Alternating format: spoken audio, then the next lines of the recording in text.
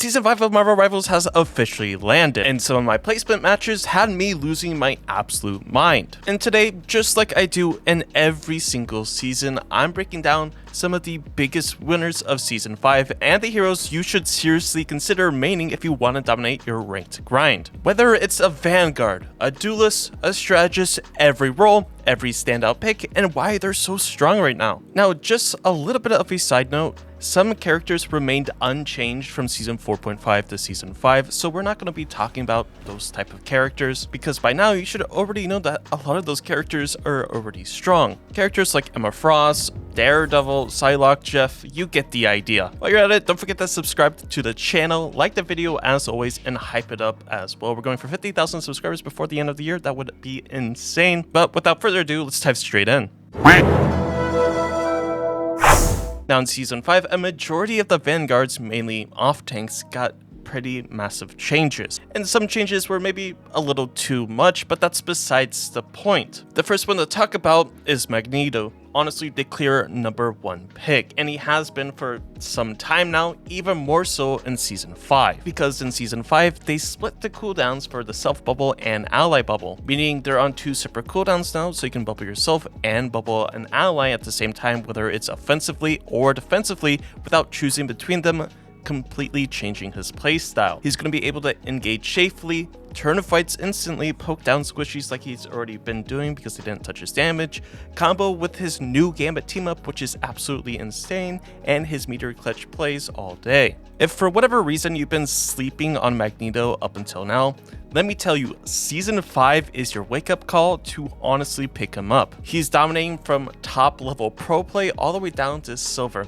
He's decently easy to learn, he has a pretty high skill ceiling, and regardless of how you play him, he will always have tremendous impact. Magneto is probably one of the best Vanguards, if not the Vanguard you need to be learning for this season. Even if you're a Duelist or Strategist main, having at least one Vanguard in the back pocket is definitely a good one, and Magneto is definitely probably the one you should have in that back pocket. Our next big winner has to be Groot. He is literally becoming the unstoppable tree. Groot gained a new effect on his Ironwood wall, which makes him unstoppable when active, which is insanely huge. He's already been a pretty stable defensive anchor, and now he's even better, especially with how common Triple Vanguard and Mantis is. He's becoming even more dominant. He's one of the safer Vanguards to pick. He's great in both low ranks, high ranks. He gets massive value from his team follow-up. His ult still wins fights for free, so if you're looking for a reliable, beginner-friendly tank to climb with, this is definitely going to be your guy. Following that, we had none other than Mr. Freedom himself, Captain America. He has a decently high skill and high reward, and in Season 5, he got buffed yet again. His ult now grants 30% extra ult charge efficiency to your whole team, which is insane for strategists, backline duelists, ult-reliant comps, and just playing out stalling the objective. Now, I will say he is hard to play in lower ranks because he needs follow-up from the team, and you must learn his animation cancels to max out his damage. But in high elo, he's a demon. If you put the time in to learn Captain America, he might be one of the fastest climbing Vanguards this season. He's extremely impactful, he's great for your team's backline, he's great at peeling, he's great at creating chaos, taking space, and just being a nuisance to the enemy. If you like that playstyle and you want to dominate, this is one of your top picks this season, hands down. Then I want to talk about the Thing. He got some insane changes in Season 5. I cannot emphasize how insane they are. Let me just give you the summed up changes that he received in Season 5. He got more AoE, more offensive play, he now applies a vulnerable to enemies he jumps to, and he shreds through other tanks because his right click now does percentage-based damage. With triple Vanguard comps becoming popular, this guy is a direct counter. If you're trying to break some type of spawn hold, maybe running a Groot Thing might be one of the ways to help break it. Right now, he's strong in high elo, strong in low elo. As long as you don't run straight at people like a absolute bot, you should never really die. Then I really want to talk about high elo specific heroes. These are characters that require a little bit more skill and get full utilization with having their team back them up. These are characters like Hulk and Angela who have a high skill ceiling and need their team to really be super impactful for the most part. The first one being Hulk. He got some small buffs that were definitely somewhat impactful to him. He still has a high skill ceiling. He's still great for players who know how to dive properly, but he's not the best climbing pick for most players, but still strong in coordinated teams. I mainly emphasize on not the best climbing pick, mainly due to the fact that Hulk relies on his team really to help follow up with his engages and to help him disengage. And for the most part, you don't see that high team coordination to go in with his engage and to help him disengage until you get to the higher ranks. That's why I say he's a high elo winner, not necessarily a low elo winner, if that kind of makes sense. Now the next high elo winner is Angela. Her buffs feel amazing, and if you're a shot caller or a person who likes to lead the charge, she is incredibly rewarding. However, she kind of runs into the same problems as Hulk, what I previously mentioned, that she needs a follow-up from her team, otherwise she will get eliminated, and she needs help with escaping as well sometimes if she's caught off guard. That's why she excels so much more at the higher levels, because teams know how to follow up, they know how to help her escape and engage, and in lower elos, players might lack knowledge of why this character is so impactful, might call you throwing for picking the character. That's why it's a better odds of just trying to climb with a different character than picking Angela once you get higher into elo. And if you don't know how to follow up on Angela, make sure to subscribe to this channel. This is everything you need to know how to play Marvel Rivals at a better level. Now next up we have Penny Parker, and I view her as both a low elo and a middle to high elo winner as well. Penny Parker essentially has the same story every single patch. If you're in low elo, Penny Parker is going to be your savior, mainly to some big changes. Again, summed up version, she gets more movement speed on defense, more healing, more value in bad team fights, and she has strong anti-dive, as well as she heals teammates, give teammates extra HP and movement speed as well. Right now, she's a much more safer, reliable pick in lower elos because she offers a lot more utility to the rest of her team than rather just being selfish utility, in quotations, selfish, because it's only playing for herself. Now she has all that extra utility and extra fluff to help out her team, so definitely a good pick if you're struggling in low elos and you want something different. Now let's talk about our big winners of the Duelist section for Season 5. Yes, we already know some of the big winners from Season 4.5 that carried over to Season 5. For instance, you have characters like Daredevil, characters like Psylocke, as well as Hela, Star-Lord. The story goes on and on, you get the idea. One of our first Duelist winners has to be Wolverine. He is the Vanguard problem solver. With Vanguards being buffed all over the place, Wolverine is back, just like Iron Fist. He receives some changes in Season 5, so he does more percentage-based damage. He's doing a lot more damage to Vanguards again, and he's definitely getting a lot more fearsome. His Berserker Rage ultimate can control entire fights. Final Blow picks off tanks for free. In low elo, he can kill one tank and win the game. Pretty self-explanatory. In high elo, he can delete one priority target with ease and snowball the fight. If you like aggressive hyper carry duelists, this is your hero. But be warned, there's a certain character, Invisible Woman in particular, that got some buffs, so it can be a little bit harder to get value with Wolverine, but you still can get value, you just have to understand the timing. Moving on to our next big winner, we have Phoenix. I'm not really sure why they keep buffing these type of characters, but here we are. Phoenix kind of went under the radar for a split second, but she is still an extremely strong character, and she received some buffs. She now has a big damage buff at medium range. She has insane teammates with both Wolverine and Black Widow now, which basically turns Black Widow into a budget strategist, and she still has massive burst ult for Magneto and Psylocke combos. The character brings DPS, peel utility, and burst all in one. Definitely one of the bigger winners in this patch. It kind of went a little bit under the radar of focusing on other characters. Still a really good pick.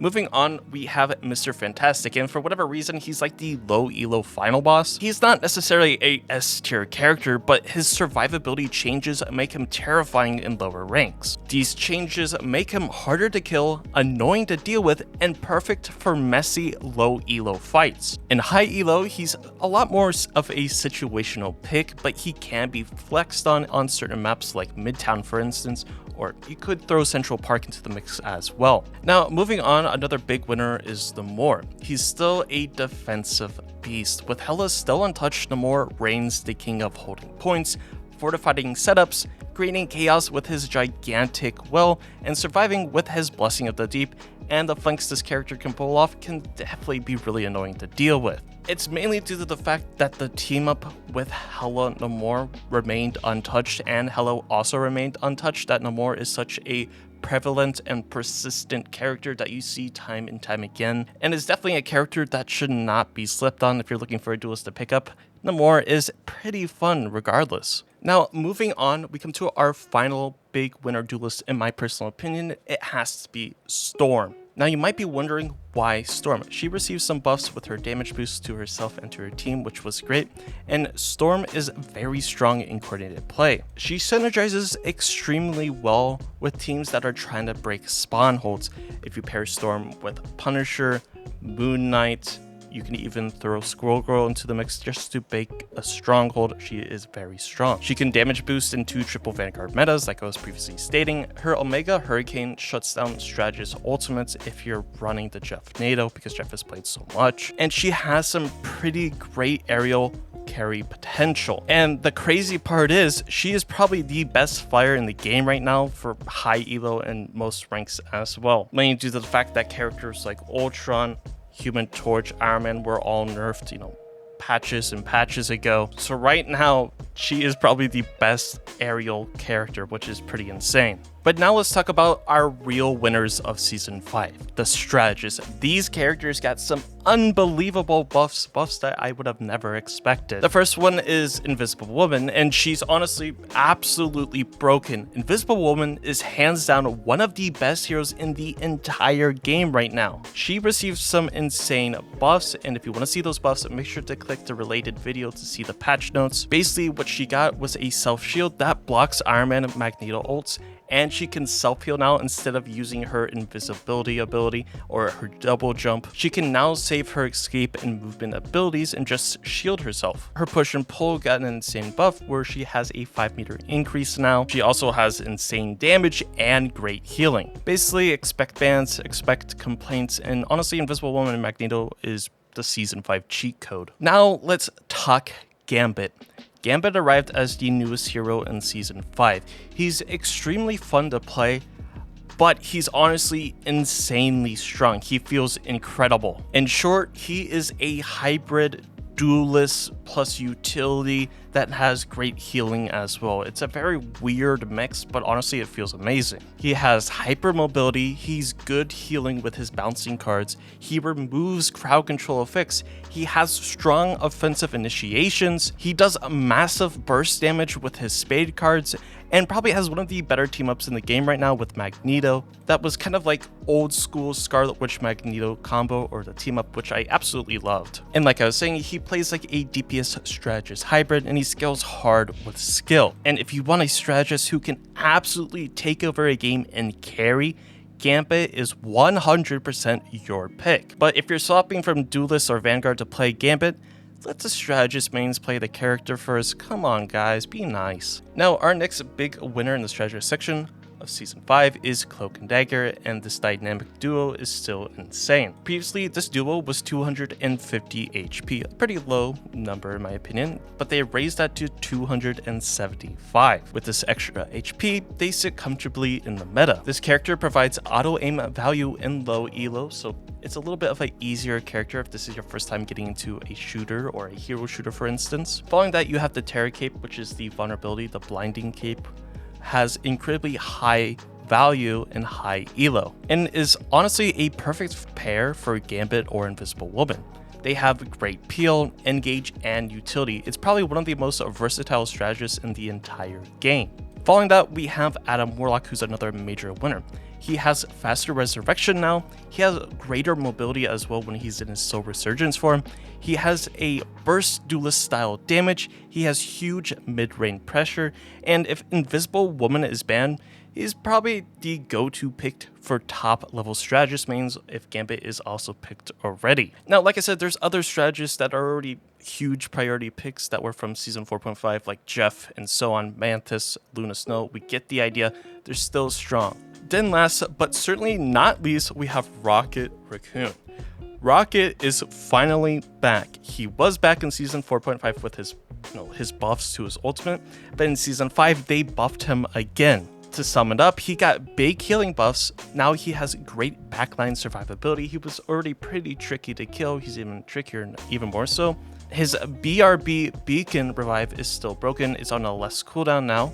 He's perfect into the Animal Crossing backline comps. He's easy to play and he has tremendous impact whether you want to believe it or not. If you struggled with Strategists before, Rocket will honestly help you climb fast and get you into the realm of understanding how a Strategist plays. Now, Season 5 is shaping up to be one of the most open and interesting metas we've seen yet. Tons of heroes are honestly viable and you can generally climb with almost any of the picks we talked about today. I have a ton of Marvel Rivals videos coming up very soon in the next couple of days, so if you don't want to miss any of those videos, I highly recommend you hitting that subscribe button. It greatly helps out the channel and it lets me know that you want to see more of this type of content. But regardless, I hope you have a great and safe day, and I'll catch you in the next one.